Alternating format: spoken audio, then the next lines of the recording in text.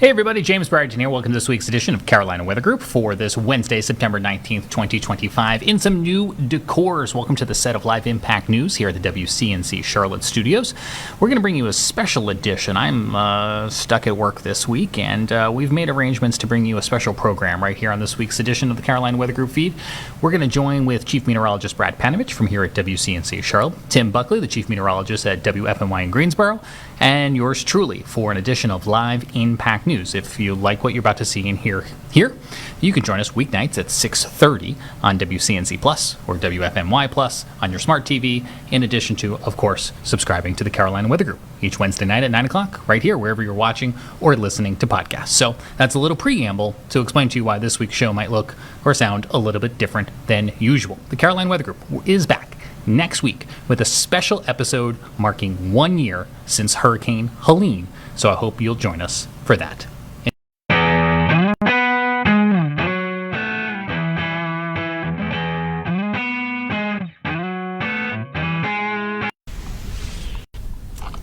Welcome back. Tim Buckley joins me. James Brierton joins us as well. We got I jokingly called it the trident of weather right now. We've got the triple box going here. I was going to say three-headed monster. Yeah, I don't know. What was the three-headed monster from Godzilla? I have no idea. Oh, I love that. I love Godzilla. I'm thinking of the three-headed dog from Harry Potter is another Yes. one. Ooh. What was that name? I don't know. I just read this book with my son. I think they called him like What's the three-headed? Tuffy or something? I don't know what they call I can't remember. Now, yeah, see. All right, just text us. Google it. Yeah, just text those in. Yeah, if you know either of those. But yeah, so all three of us join us tonight. We got a special hour-long show tonight, Tim. We're going to get into Helene first here before we get into some other subject matter, because you flagged us. We think a lot. You flagged this the exact same time I did. Where was Helene in its evolution 1 year ago today? And you know, we show these quite a bit, Tim, on air, and you can see these on the National Hurricane Center's website, the 7-day tropical outlooks, and they do have an archive there if you ever want to look back. But on this date 1 year ago, this was the 7:23 p.m. Eastern Time update. We got our first 20% chance of tropical development near the Yucatan Peninsula, the Cayman Islands, Jamaica, and Cuba on this date a year ago. And that would eventually become Helene. When I posted this, Tim, I had a lot of viewers who had forgotten that Helene formed this close to us. They had just assumed that it formed out in the middle of the Atlantic somewhere. But what are your memories about this first hints? And this is 10 days before the storm hit us, by the way. 10 days later, this would be Helene impacting the Carolinas. What are your memories of this time 1 year ago today? Well, I'll be honest with you, Brad. You know, as you know, we get a lot of these 20% blobs that happen quite often. So I don't really have much of any memory at this stage in the game other than just kind of, we'll keep an eye on it. Yeah. I don't know that we had much indication 10 days out that it might curve and move the way that it did. But the viewers are right to point out, like, this was not a homegrown system, not really. But once you get toward the end of hurricane season, or the back half anyway, these ones that form closer to North America, the Caribbean, the Gulf, they tend to get a little bit more common. So that's something we will want to watch out for over the next, I think, couple of weeks. Just climatologically, that's kind of a more favored spot. And Helene was one of those that when it forms a little closer like that, you don't have quite as much time. Yeah. And Helene, not to get ahead of ourselves, we'll talk more about this over the next week, but it really ballooned up really fast in the Gulf, getting very strong very quickly, several days down the road from this initial outlook. Yeah, and Tim, you bring up a great point, because we've had a similar lull. It's kind of offset a little bit, but last year, people forget, we had a late August, early September lull in the tropics as well, where nothing formed for about 3 weeks. This year, it's a little bit later. It's kind of pushed back into September. But then all of a sudden, about this time last year, everything started going gangbusters in the Atlantic. And what worries me is this year, we haven't had much in the Gulf. The water down there is super warm. It's been untouched by storms. And like what happened last year, we had Helene, and then remember Milton blew up as well down there and headed towards Florida. But there's a lot of untapped heat content in the Gulf right now. And so I think it's a good idea for people not to let their guard down, even though we've had this incredible lull, which kind of got broken a little bit today with Gabrielle, but Gabrielle's really not going to be a threat, and it's kind of a really sheared system right now. It doesn't look all that great out there, Tim, but we still got a ways to go. There's Gabrielle. Thanks to Tim for the graphic there. But yeah, you were mentioning too that the storm is not really good looking on satellite. The low level center is what we call naked. It's nothing dirty. It just means that the center is exposed or kind of nowhere near where the thunderstorms are. But if it does get north, it does get into a better environment, Tim. And unlike Aaron, this doesn't look like it's going to generate gigantic swells or even that bad of a rip current, but it's something to keep an eye on for rip currents on the East Coast if it does get a little bigger near Bermuda. Yeah, probably two reasons for that it wouldn't be as big of an impact as number one, it's farther away.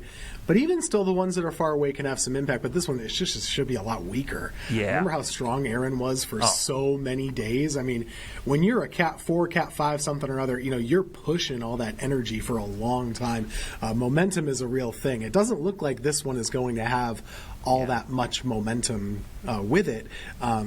So, we're not making fun of Gabrielle here, but it's just not the most impressive of systems. Yeah. But if we want to show our work a little bit here, all these little spaghettis, whenever we show this to you, every one of those is a different computer model idea of where the storm might go. And that's a pretty darn good consensus over a 7-day period that we have a trend that it should curve away from us.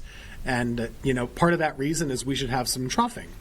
Over the East Coast, there should be some winds that, gets closer, blows it away. Sometimes people joke about, pointing their hair dryers toward the Atlantic. Well, we can do that with the jet stream or something too, and it looks to be the case as we go into this time. Yeah, Gabrielle looks like a no-show for us, no big deal. But before we kind of move on to our next subject matter, which we'll talk about another anniversary today, I want to still focus on Helene because I'm going over the next 10 days, Tim. We will be revisiting a lot of what was happening at the time. And again, for folks out there, we know the folks in Western North Carolina, honestly, I would tell you, even myself, there's still some anxiety and, some sorrow about what happened. We're not going to dive into a lot of, the imagery. But I think it's important, Tim, that we look back at what happened so that we learn, and we also talk about the recovery. And one of the areas that's trying to recover that was really heavily devastated was the Lake Lure area. It's one of my favorite locations. I spent a lot of time over there before the storm, after the storm. And we got an update today. I think the EPA was over there touring the Lake Lure area. And our Miles Harris has got a story about some of the recovery efforts going on in the Lake Lure area. Throughout Lake Lure, the scars of Hurricane Helene are still visible, but officials say their focus now is about how far this community has come and how they're preparing for the future. Lake Lure Dam was constructed in EPA Regional Administrator Kevin McAlmbert joined local leaders at landmarks in Western North Carolina, including the Lake Lure Dam at Morse Park.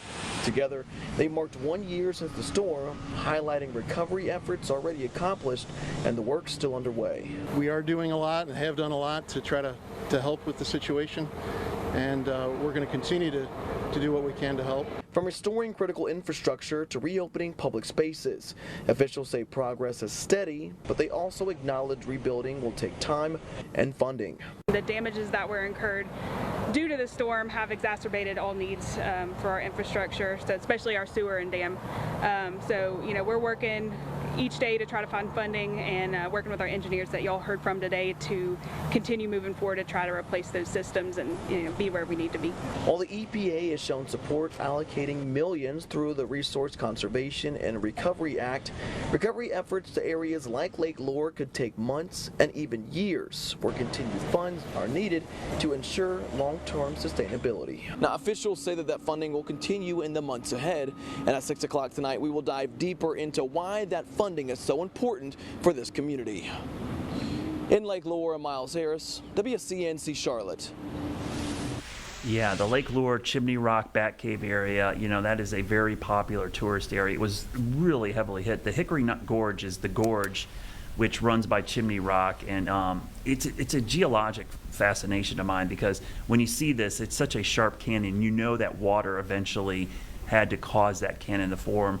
But what's happened is all that debris got pushed into Lake Lure, Tim, And it's really a monumental task. When we were over there initially, that was when all that debris was floating on the surface. The Army Corps of Engineers, they've done a minor miracle. They removed all the surface debris, and now, as you saw in some of those images, the lake, I think, is about 50 feet below full pond, if I'm not mistaken. We were looking at it yesterday. Yeah, it's like Yeah. 30 or 50 feet below full pond, so it doesn't even look like a lake, and so many areas are dry. They were dredging out all the sediment that's in there. And one of the things I thought was interesting, Tim, was there was so much sediment and debris at the mouth of the river and the lake where it flows in that the water wasn't flowing correctly into the lake, and they really had to clean that out so that they could actually let the water get back in there. But it's going to be an interesting process because the timeline they gave us, James, I remember, I think at the end of October, their goal is to start allowing it to refill. It's only going to fill like a foot a week, and by March, I think they want to have it high enough for the local crew teams, the rowing teams, to be able to practice, and then by the end of May, going into summer, open it to the public. So think about that process. It's been a year since the storm, and it's still not recovered, and it could be another half year, A year 9 and a months. half, maybe, by the time we're all done. I know we talked to the Army Corps in December as they were doing the Christmas village down there at Lake Lure, and they were still pulling like huge trees out of the water. And this was before they found even more cars buried down there, because once they got all that water out, they were finding, they find like a Model T or something, right? Something that A lot of hadn't seen. historical stuff in there. Yeah. This is the lowest the lake has been since it was formed. To tell you, kind of put this in perspective, it had never been this low. The last time it was this low is when they actually put the dam and created the lake. So it's, I'm really fascinated by that area just because of all this process. But the one thing that James said, I wish Miles would have figured out. So they're like 50 feet below, right? Where are all the fish? Are they all in the middle? Like, I'm kind of curious what all the fish are doing. And if you could get to that water, that would be some great fishing right now, because they're all kind of clustered in that area. Because it is a great fishing lake, by the way. I have a lot of friends that fish over there. Well, it's kind of amazing. I mean, like you were saying, with all the engineering that has to be going on, a lot of times we think about engineering structures and, things like a dam or a road or infrastructure. But in some cases here, you're actually having to re-engineer like the actual physical rivers and lakes and streams and the landscape, which aren't the way that they were before. And so that's just a whole different undertaking completely. And thinking back to like the event itself when Helene was happening, correct me if I'm wrong, guys, but there were those urgent messages about the Lake Lure Dam in imminent failure, right? And we got this for a couple of different dams, and I don't believe that any of them actually really did fail per se, but there was that real fear and real danger at that moment that the level the disaster already could have been even worse if it had totally failed. Yeah, it's funny you brought that up, because Brittany Van Voorhees, my coworker, she talked to Tricia Palmer, who's the warning coordinating meteorologist down at GSP, and they were talking about how traumatic that whole event was, where they had to put out the warning that there was an imminent dam failure. And if that dam would have failed, that would have been catastrophic.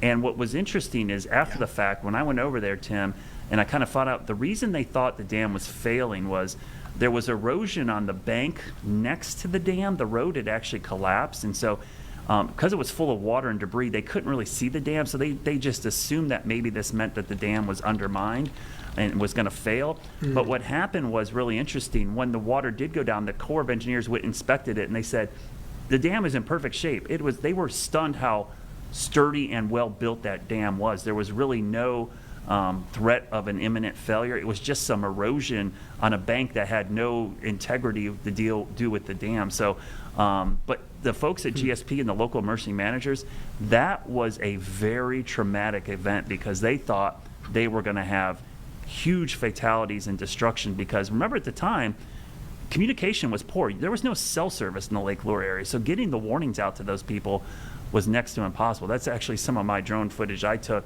I think this was the week after. Yeah, I just pulled up your Facebook page. Which is crazy to look at that. That's when there was actually water in the lake, but there was still tons of debris. A lot of it had sunk at this time. You see these big mats. These coves is where a lot of the debris kind of settled down in there. And you see it's lower there. Look at the tree damage. A lot of the docks and the houses were damaged. They had put up like a little barrier to stop some of the debris from going into the dam. And at the time I was over there, this part's really telling. So I flew over the dam, and you could see they were doing a lot of work below the dam to remove debris. So look at all that debris that's below the dam. There's the washout. Yeah, that was the washout right there. That's where they thought there was an issue. But if you look down there, they have backhoes and everything else, bulldozers. They were clearing out big areas of rocks. So yeah, that area on the right, that was the road that got eroded. They thought that was a failure that was going to happen, but all in all, it ended up being just fine. That's where they had the news conference today with right. Miles. They stood in that spot. They were fixing it at the time I was there. You could see how it almost could have gone right around it. Yeah, and I think that was a concern at the time. So I remember, because internally Yeah. we talked to the National Weather Service as a broadcast partner, and then there's also emergency management in this chat program. And I remember the emergency manager came into the chat room in all caps, and this isn't a place where you throw around all caps for fun. And he or she wrote like Lake Lure Dam breach imminent. Imminent, And yeah. the National Weather Service, in their very professional calm manner, just writes back, "Let me give you a call." Yeah. And they took whatever conversation they needed to have about warnings and evacuations briefly out of the chat, where I think you and me and everyone else is leaning at the edge of their chair like, what is happening here? Yeah, and Lake Lure's in a unique spot. It's technically in Polk County, but it's kind of bordering Rutherford County. So there's a couple jurisdictions, but Polk County normally, I think that was the Polk County emergency manager that was in there doing that. And a lot of it was justified, because it's probably better to just say, hey, we could have a failure, than to say Sure. that we're not going to, instead of just taking a chance there. But below there, this is the Rocky Broad River, is the name of the river there. There was still tons of flooding south of the dam. This is footage I took south of the dam, and this is without the breach. And the whole time I'm flying and going there, I'm thinking, man, look at all the water damage they had. There was a church. It was Lake Lure Baptist Church. They had water come up to their first floor just from water going through the spillway, not breachy or anything. I was just like stunned. Like, what if the dam had breached, and how much more damage there would have been? Because that's the kind of damage we saw below the dam that had nothing to do with water coming out. That was a road that was completely eroded. Spent a lot of time at Lake Lure Baptist. They were actually doing a great job. They withstood damage, but they were taking supplies and distributing them to their congregation. The churches, I can't say enough about the churches over there, because the one thing about churches, they know all their people and they know where everybody lives, and they were like a great resource to get stuff to, and then they could distribute it to everybody across the region. Plus, they were great because they had showers and water and a generator, so people could come there and bathe and kind of have a little semblance of normalcy as they were trying to get mud and stuff out of their houses. So it does bring back a lot of memories just thinking about this a year later, Tim. Yeah, for sure. And, the fact that we're still doing updates and reopenings and all these things a year later. And I remember not too long ago, we were doing the Chimney Rock update there of, a temporary road, but the main road's going to take maybe another 2-ish years to complete. I mean, this is long-term stuff to kind of, normal is still a ways away for all these people. As we've been talking, one of the memories that came back to me is a year ago tomorrow, Brad, we did a primetime special here at WCNC just dedicated to the average peak of the hurricane season. Yeah. And in that broadcast, and I'm trying to scrub to it right now, Brittany Banfa-Voorhees, who you mentioned earlier, does a tropical update. And just like you showed on the screen here from the Hurricane Center, we can see Brittany pointing to what will be Helene for the first time. I had it marked and then the page refreshed, and now I've lost Figures. it. Okay, here it is. So you can just see Brittany in this broadcast talking about that 20% chance of development. It's just behind her there. But the other thing that was coming back to me was, do you remember we almost had Helene by name like a week earlier? Because as Brittany will go on here to show, we had a near tropical system, or a potential tropical system, right there near Wilmington, dropping all of that tropical moisture. We almost had that system named Helene. Was that potential tropical system 8? It was a PTC, but it never got a name. And it was so similar to this last little low pressure system that was on our coast that actually flooded parts of the Norfolk area in Virginia. Very eerie to see that kind of same setup that we had about a year ago. But yeah, we thought that was going to be Helene, and it actually had a cone. It was potential tropical cyclone. 8, I think it was. I think so, which would have Yeah, made it was. Helene, ETC 8. Yep. Isaac. Yeah. I mean, it wouldn't have changed what the weather did. Yeah. It just would have changed the name. Yeah, but it is weird to And think back about that time. And don't forget either, it was so bad in Carolina Beach and in Southport, 2 small towns, just small little areas. My parents live there, so I know all about this. Horrible. I mean, they had feet of water in businesses. The whole main street of sorts was really messed up in Carolina Beach. Highways in Southport area still just reopened, a couple months ago in some spots. So there were big problems out that way. And you had a 20-inch rain event and then a 30-inch rain event in North Carolina within about, a 14-day period. I remember talking to Corey Davis from the North Carolina Climate Office, and I think he said we had, just like you said, Tim, we had 2 of these 1,000-year rain events, like within a week or 2 of each other. Yeah.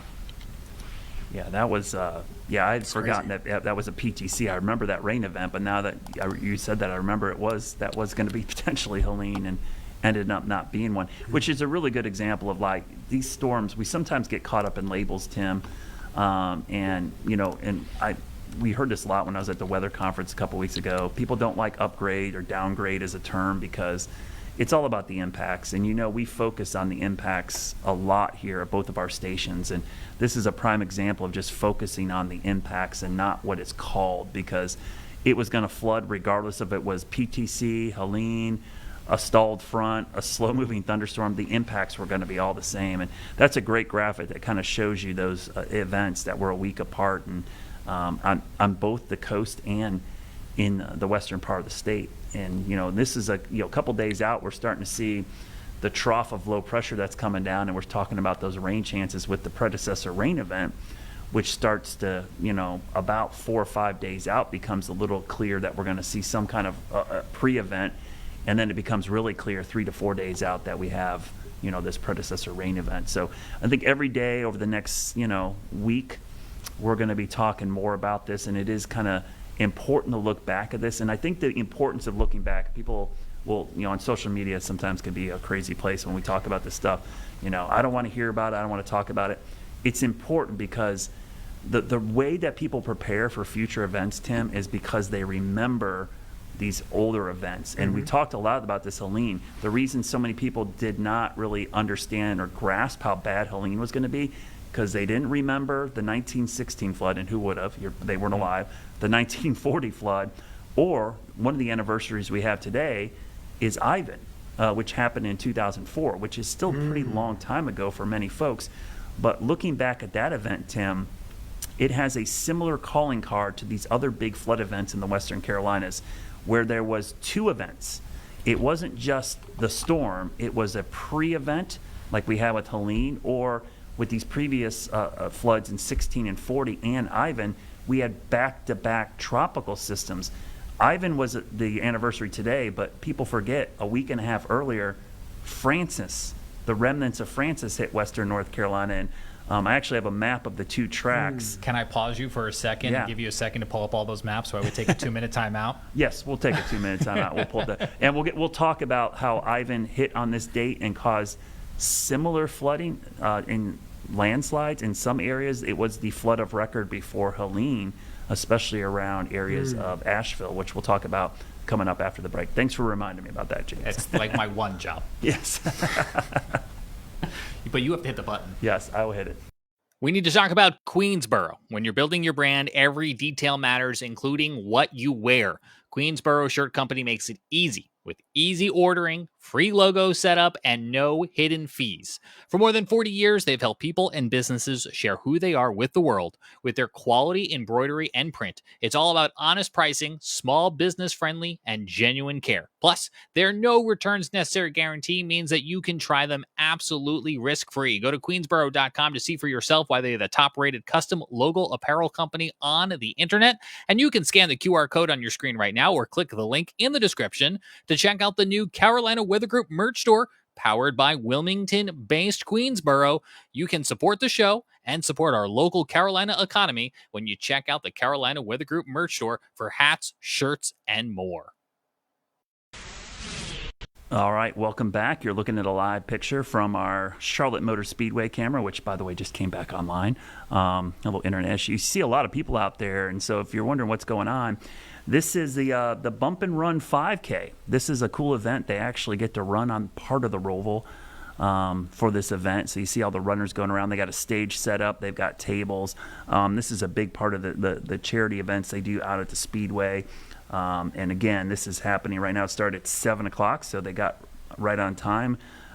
There's a post-race concert with Jonathan Traylor out there at the Speedway. So this is the MRO Bump and Run 5K on the Roval. And a lot of runners out there. They're enjoying that. What a beautiful night for running. Yeah, I'm going to have to run this one year. I love running. I love the Around the Crown 10K where they shut the interstate down and we get to run on. There's one out at the airport where they shut down the runways and you get to run on the runways. The runway one. That one's pretty cool, but this is actually a pretty unique one. You get the run on the Roval, which, by the way, is coming up at the beginning of October. Always fun to be out there. If you like a road race, there, they actually got the logo up there. There's the Bump and Run 5K at the Roval. The Roval's a great race. If you love NASCAR and you've never been to a road course, you usually got to pick a corner, and you only get to see the cars when they come through that corner. But this is a road race where you can see the whole course from the stand, so it's kind of a unique thing where it's a road course and an oval. That's why it's called the Roval. So if you get a chance, it's a great race out there at the Speedway. Thanks to all our friends out at the Speedway. They do a great job out there. So who's winning? They have a pace car? There's some people roller skating. Oh, wow. There's plenty on a bike. Now, those guys right there, they're hauling. That's a cross-country team right there. Look at that. I know. There's the real serious runners are up front. Yeah. This is my favorite video game, by the way, just moving our cameras around. A shout-out to our engineering team who got this camera back online today so we could bring you these images and other images. This guy, that's probably got to be... That's a pretty good pace right there.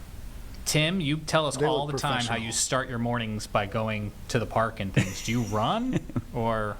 Yes. Slow and steady walking. It's just as good as running, just not as fast. Yes. It's good to clear your mind. I'm a big fan of the walks or runs before work. They definitely clear the mind. I would definitely be one of these people. I'm loving this. I'm loving this word Roval, though. To me, that's a new one. Yeah, so it's road course plus a nice oval. One. A nice they little call it combo. the Roval. Yeah, it is a great race. They do a great job out there, and that looks like a cool event actually. And it's right down there in the infield. Yeah, so they're coming out right around the front stretch, and looks like they're running the whole Roval, which is kind of cool. That's got to be fun. I'm a big fan of that. I'm told there's going to be fireworks later, so stick with us here on Live Impact because we might bring you fireworks later. So it sounds like they are going to finish on the finish line, which is even cooler. Yeah, you're right. They allow walkers, runners, ruckers, which is backpacking it, skaters, strollers, and hand cycles. So why would I need to backpack it?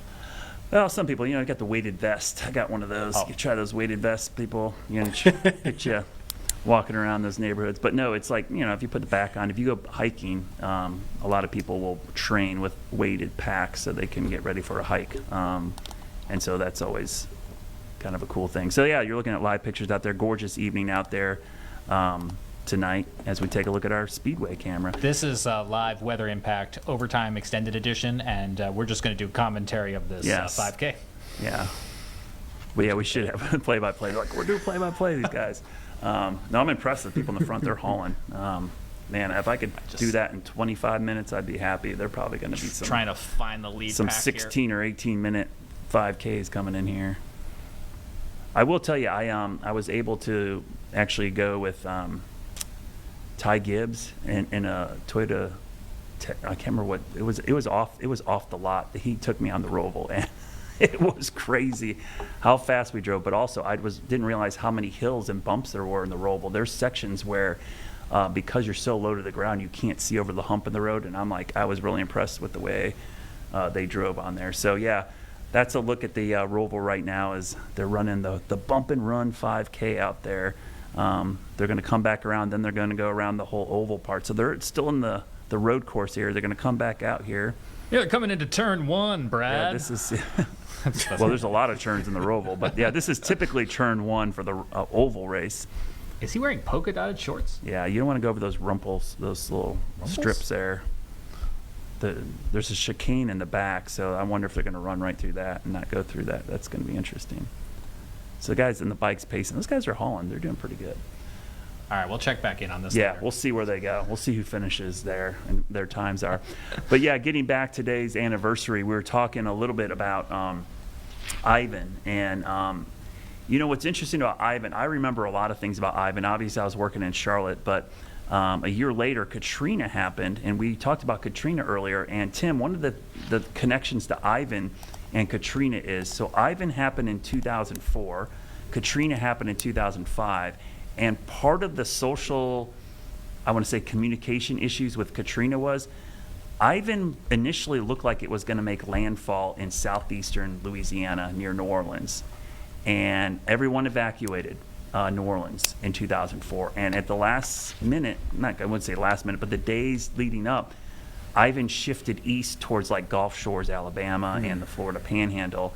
And because of that, a lot of people did not take Katrina as serious the next year because they thought it would do another Ivan. It would shift off to the east and miss them. So there are some connections with Ivan and Katrina, and actually caused some evacuation hesitancy, if you will, because of what happened with Ivan. But for us in the Carolinas, we remember Ivan because it caused devastating flooding in western North Carolina. In fact, the Swannanoa River area and the French Broad River and areas around the Biltmore Village had extensive flooding, the worst flooding they had seen since 1916, up until Helene. There were landslides. In fact, Interstate 40 was shut down at one point because of a landslide near the Pigeon River, the same area that collapsed. Now, the whole road didn't collapse, but there was a debris flow onto the interstate. And what made this storm unique, Tim, was that it happened with about, I think, 15 to 20 inches of rain, but a week and a half earlier we had the remnants of Francis come through, which dumped about 8 to 10 inches of rain. So these back-to-back events, Tim, always seem to have these really dire consequences in the Carolinas. It's not always the one storm, it's sometimes the back-to-back events, which are like force multipliers for weather. They kind of make the next event worse. Yeah, and we just talked about this yesterday, right, with Floyd, how you had Hurricane Dennis and then Hurricane Floyd kind of on the heels. It takes a while for the water table to recover, you know, from something like that. Even if you have a week or so in between, that's not quite enough. But you can see I love these hand-drawn maps that we get from Raleigh for big events every now and then, but both of these have huge rainfall impacts. And what also it shows you, and you know, the tendency with Helene was to say, well, gosh, you know, I don't think about hurricanes with the mountains. Well, you should. They do happen over there, and here's proof of it. You know, it's not that long ago. I guess 20 years is a while now, but it doesn't seem like that long ago. But you can see the event has elevation component to it. It's not that the mountains got hit with a different storm per se. Maybe the track was a little bit west, but mountains make the rain heavier. That's just the fact. Like when you're rising all of that air, tropical air, humid air, when you're bringing it up a mountain, you're squeezing out every last drop possible, and you're making heavy rain a whole lot heavier.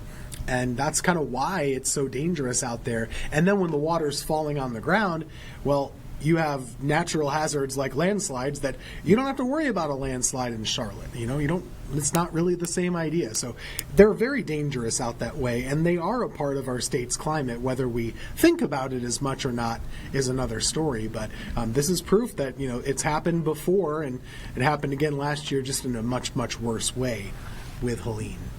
Yeah, and it's interesting you bring up the landslide part of it because Brittany and I were on a virtual webinar. It was actually a 3-day conference, the landslide conference in Asheville. We did it virtually, and one of the things that I found interesting from all of the research they did, they went and talked to victims of Helene, and there was this disassociation of flooding and landslides. People didn't realize if it was going to flood that there could be landslides as well, but there's a really close correlation to the two. Almost all big landslide events in the western part of the state coincide with heavy rainfall events.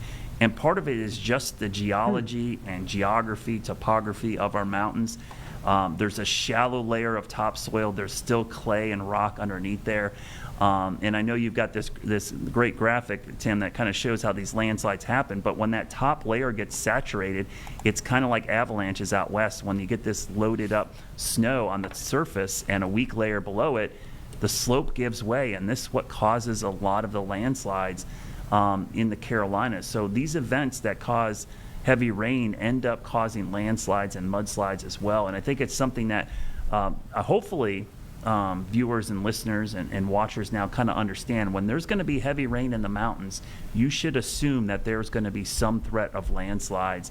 And I think the Weather Service did a really good job pre-Helene talking a lot about the landslide risk. But it had been a while since we'd had one of these. And that seems to be another underlying theme, Tim, is that the gap between these big events tends to like let people's guard down, if you will. Where they forget that these things can happen, and they get optimism bias, and it ends up that they're not as prepared, or they just don't take them as seriously as they should. Yeah, your memory can work both in good ways or in bad ways. If we were to get another bad storm that was coming up, God forbid, this year or next year, people are going to remember what happened with Helene, and they would probably take it very, very seriously, I'm sure. But like you said, on the flip side of things, down in New Orleans, the memory worked against them. Yep. I remember up in the Northeast, for example, we all remember Hurricane Sandy. It was devastating and horrific, really. Big problem with the people in New Jersey. They had big issues or big alarm bells going off the year before with Hurricane Irene. Yeah. And Irene was really, really hyped up in a big way and was supposed to be a bad storm. And in many cases, it wasn't quite as bad as people had feared or worried about. Not there. Ironically, it was worse up in the New England mountains, the Catskills, and places like Vermont, too.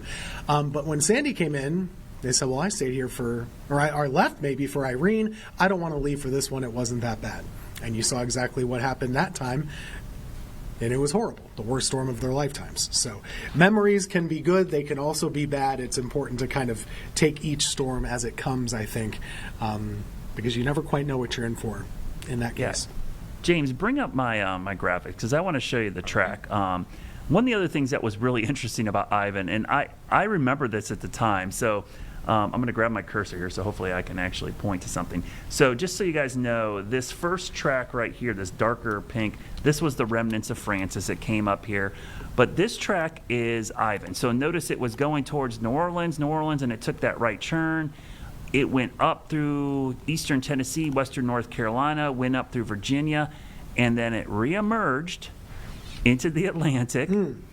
It drifted south as like a remnant low, passed over Florida, actually caused some flooding in South Florida. Now, at this time, it was not being tracked by the Hurricane Center. It was just a remnant low. But when it got back into the Gulf, right about here, the Hurricane Center reinitialized advisories for Ivan, Part 2, they kind of jokingly called it, and it became a tropical storm and made another landfall in Houston. So think about this storm. Wow. I mean, it did a giant loop-de-loop and came back and hit Houston after like 10 days. And because it was the same low, they were renamed it Ivan. So the Hurricane Center is very, very picky about this. If it's a trackable feature from a previous tropical system, which means you can track it as a low-pressure system, they will keep the name. We talk a lot about this, storms that pass over Central America or Mexico and reemerge in the Pacific or vice versa. As long as it's a trackable entity, they will keep the name. If it's not, it gets a new name. But it was an odd storm. I mean, it just came up and did that recurvature. But those tracks kind of show you, and James has got the rainfall map from Ivan. So this kind of shows you that yellow line is the track. It's dropped 7 inches of rain in Florida when it came back south, and then another 7 inches of rain in East Texas. Just a wild system. Look at the dates there, the 13th through the 26th. Just crazy. Man, Crusoe, North Carolina, that's an area, which was it Fred? Mm-hmm. That's where we had the fatalities with Fred making landfall, the campground, when there was a flash flood. Very, an area that was hit again. There's a recurring theme here, Tim. We're seeing, especially with these storm tracks either just to the west or in eastern Tennessee, and back to back, where the same areas are getting hit repeatedly from these events. It just seems like there's big gaps in time between these events, which for our job, I will tell this to anybody who asks what's the harder part of our job. I mean, yeah, forecasting is difficult, but in this day and age, I would swear that it's the communication of the forecast is by far the hardest part. And this is a great example of, still to this day, we have really good forecasts. Helene, by the way, was one of the most well-forecast tropical systems of all of last season, and we still had trouble communicating how impactful it was going to be, Tim. And that's why we tell these stories a year later. I had someone on my Facebook page saying, why are we talking about historical storms? It must be a quiet season. I said, no, it's important for people to remember that these things happen so that when there's another storm, they take it more seriously. Yeah, and it's good to know the risk for where you live, right? Because there are a lot of new residents. You can drive anywhere up and down the mountains. There's a lot of new construction. Anywhere in North Carolina, anywhere in the Carolinas, there's a lot of new people, particularly in hurricane-prone areas. And anywhere in North Carolina is prone to some tropical impact. And it's a good thing to educate yourself on when you move to a new area. You might not realize what kind of risk you have. And I guarantee you there are a lot of people in Helene that didn't know that these things are possible up there. And yes, the worst one was probably 1916, but just looking back 20 years, that's not that long ago, and boy, was it bad. It's always interesting to see that map, too, that you just showed. There's two maximum for rainfall. There's the landfall point, and then there's the mountain point. Yes. And Helene had the same thing. You had that spot in Florida with the rainfall maximum, but it's not like the storm is getting stronger. Again, it's the effect of elevation. What it's doing is it's really squeezing out every last drop of rainfall. And my alarm bells are, I'm wondering what happened up in Ohio and Pennsylvania to intensify it a little bit more up there. I wonder if there was some trough digging in or some cold front up that way that, kind of forced the issue a little bit more. Of course, you have elevation up there too, but there might have been some other forcing. Yeah, I believe there might have been a stalled front or a trough it interacted with as it moved up there. Clearly something up there that pushed it back to the southeast. So that blocked its flow up there. But it's also a good idea to remind people that, these inland threats from hurricanes are a real deal. And it's usually freshwater flooding that is going to be the biggest impact. And we would hope, in this day and age, people inland know that hurricanes don't stop at the coast. One of the interesting subjects of conversation at the National Weather Association conference was how to communicate inland threats of tropical systems. And there was a little talk, Tim, and I think it's provocative, but I think it's very interesting, of stopping the cone at the coast and having some other type of graphic from the coast inland because of what happened with Helene and people focusing on where the center was and not where the impacts were going. So there was a lot of talk about having some kind of wide impact color-coded graphic inland and stopping the cone at the coast so that people would stop focusing on where the center was, which I thought was pretty interesting and probably, needed some more conversation, but it was kind of a working group of like, hey, how can we better communicate some of these inland impacts? And all these examples were pretty far up there. It sounds weird that we're talking about flooding, Tim, because one of the things we want to end with today is we have the complete opposite of that right now in the Carolinas. We need some rain, Tim, desperately. Not that we want to see flooding, but boy, it seems like it's an extreme. We get all or nothing. And tomorrow is Thursday. If everyone's not familiar with Thursday is, that's when the drought monitor comes out. And Tim, your graphic clearly shows we had a big area of expansion of what we call abnormally dry conditions. That's D0. It's technically the lowest level of like drought. It's kind of the precursor to D1, which is the beginning of moderate drought. But I am curious what your thoughts are on how much of an expansion we could see tomorrow and maybe even an upgrade to some D1 areas in the Carolinas. Yeah, I would expect that. I think that's kind of, the expectation, I would say, going into tomorrow. At least we'll see more of the state added up into that area. You only need to go outside, and you can kind of tell just how dry it's been. ahead of a hurricane season, we don't know what kind of impact we're going to get. There are pros and cons to this. On the one hand, we really could use some rain. On the other hand, if we do unfortunately get a big system that could bring an enormous amount of rainfall, being a little abnormally dry going into that, it gives you a lot of capacity to absorb some water. Yeah. So there's pluses and minuses here. If you're in a fall foliage and a leaf color mindset, me too. And this might not be the best for fall color, right? Because we were talking about unusually early leaf drop. I think we're starting to see some of that going on, or maybe a little bit of drought stress. So every day that you continue to be a little dry, it adds to that. And so I think we'll see this expanded out, don't you, for tomorrow? Yeah, especially because the impacts. And for folks that don't understand, the drought monitor, I think sometimes is one of the most I don't want to say confusing, but a lot of folks think it's just strictly rain because we have plenty of rain. How could we be in drought? The drought monitor is really an impact product, right? It's about what are the impacts. Are there water shortages? Are stream flows low? Is the soil moisture low?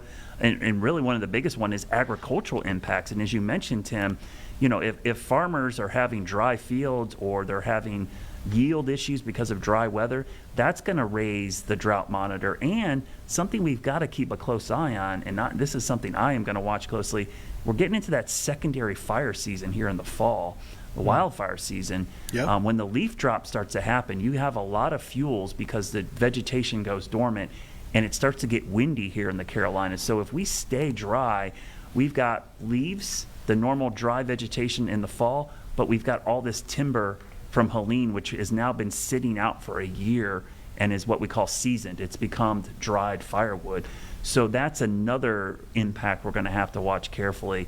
I don't want to see a tropical system per se, Tim, but it'd be nice to get a nice little wedge maybe and some nice drizzly, misty weather for a couple days like we had in early August, which was kind of nice to kind of soak things a little bit without causing flooding. But tomorrow will be an interesting day, and I'm sure it'll be a big topic of our show tomorrow as we talk about this expansion of the drought. And as a homeowner and a lawn grower, this is frustrating because you're trying to overseed and aerate your lawn right now. And you want some moisture, but you don't want too much. It's like we're picky, because you don't want to wash your seed away. But this is a time of year people are trying to get their lawn to recover from the summer heat. And the last thing you want is a drought going into the fall. It's true. That was the bummer with yesterday. We were hoping to maybe get up in my area about half an inch of rain. That was kind of the model consensus. We didn't get a drop, right? Yeah. So it's another swing and a miss with that low kind of moving a little north and east. We'll likely see that the dry weather problems just continue.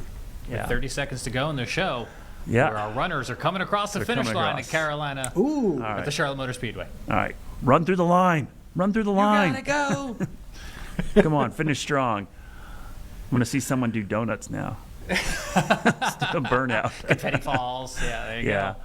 All right, well, that does it for our extended edition of Live Impact. Oh, Fluffy was the name of the three-headed monster, thanks to one of our viewers. Fluffy, that's who texted right. that in. That was such a tranquil Oh, name. good. Fluffy. Yeah. Ironic. Was it Monster X? Was the Godzilla monster? I don't know. We'll think about it. But we'll see you tomorrow. Thanks for tuning in tonight for our long version of Weather Impact.